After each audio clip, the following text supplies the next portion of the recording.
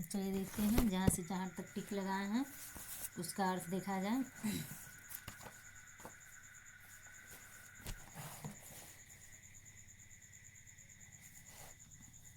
रूठ गया था अपनेपन से लेकर के जलती तक। ठीक है, तो इसका कठिन शब्द अर्थ देख लीजिए। शूल माने कांटा होता है, सदृश माने समान होता है, साल रही का अर्थ होता है चुप रही, उर का अर्थ होता है हृदय या छाती या मन भी कह सकते हैं, राजपथ का अर्थ होता है राजमार्ग या रास्ता भी कह सकते हैं, वेदना माने पीड़ा।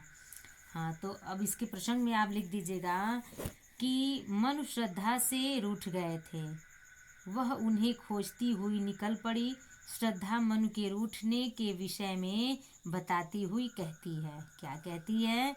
रूठ गया था अपनेपन से, अपना सकी न उसको मैं, वह तो मेरा अपना ही था, भला मनाती किसको मैं। कह रही है ईड़ा से दूर से आती हुई ध्वनि सुनी, सॉरी इसमें आप लिखेंगे, व्याख्या में लिखेंगे, ईड़ा ने दूर से आती हुई ध्वनि को सुनी। यह ध्वनि श्रद्धा की थी। श्रद्धा कह रही थी कि मैं अपने बिछुड़े प्रीतम से मिलने के लिए ही फेरा लगा रही हूँ। वह आगे कहती है, मेरा प्रियतम मनु मुझसे क्या रूठ गया था, मानो अपने आप से ही रूठ गया था। उसके रूठने का कारण यह था कि मैं उसे उस रूप में नहीं अपना सकी थी जिस रूप में वह चाहता था। वह मुझ पर पूर्ण अधिकार चाहता था। मेरे मन में, देखो यहाँ लिखा हुआ है,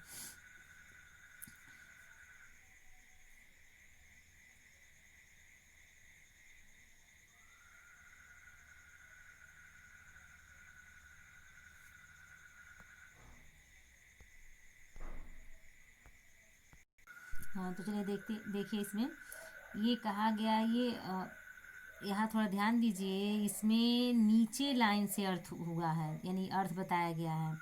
जैसे आप यहाँ देख रहे हैं, ईड़ा उठी दिख पड़ा राजपथ, धुंधली सी छाया चलती, वाणी में थी करुण वेदना, वह पुकार जैसी जलती।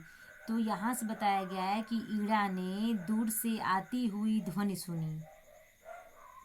वह ध्वनि कैसी थी, किसकी थी? यानी कि करुणा से भरी हुई थी, दर्द से यानी कि विरह वेदना से वह व्याकुल हुए आवाज को श्रद्धा के, यानी श्रद्धा बोल रही है, चिल्ला रही है। श्रद्धा की ध्वनि को कौन सुनती है? ईड़ा सुनती है। और श्रद्धा क्या कह रही है? वह वही अपनी पीड़ा बता रही है। अब यहाँ आज रूठ गया था अपनेपन से, अपना सकी न उसको मैं। कह रही है श्रद्धा कि मैं अपने बिछुड़े प्रियतम से मिलने के लिए ही फेरा लगा रही हूँ। वह आगे कहती है कि मेरा प्रियतम मनु मुझसे क्या रूठ गया था, मानो अपने आप से ही रूठ गया था। उसके रूठने का कारण यह था कि मैं उसे उस रूप में नहीं अपना सकी थी जिस रूप में वह चाहता था। वह मुझ पर पूर्ण अधिकार चाहता था।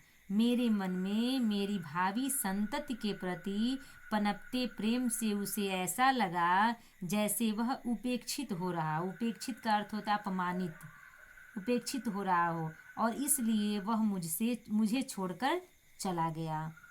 उसमें और मुझमें कोई अंतर तो था नहीं। यह सोचकर ही मैंने रूठे हुए प्रीतम को मना भी नहीं सकी। भला कोई स्वयं को मनाता थोड़े ही है। ये बातें कौन कह रही है? श्रद्धा कह रही है। फिर कह रही नीचे यहाँ से कि यही भूल अब शूल सदृश हो, साल रही उर में मेरे, उर माने हृदय करे, किंतु वस्तुतः यह भूल हो गई थी। यानी मैं मानती हूँ कि हमसे भूल हो गई है, मुझे मनाना चाहिए था अपने प्रियतम को, मुझे उसे मनाना चाहिए था। मेरी वह भूल अब कांटों के समान, यानी कि चुभ रहा है, कांटों के समान मेरे हृदय में, मेरे मन को चुभ रही है। कोई मुझे, यहाँ कह रही है, कोई आकर कह दे रे, कैसे पाऊंगी उसको मैं, कोई आकर कह दे रे। कह रही कोई मुझे यह तो बता दे कि मैं उसे किस प्रकार पा सकती हूँ। पता नहीं वह कहाँ कहाँ भटकता फिर रहा होगा।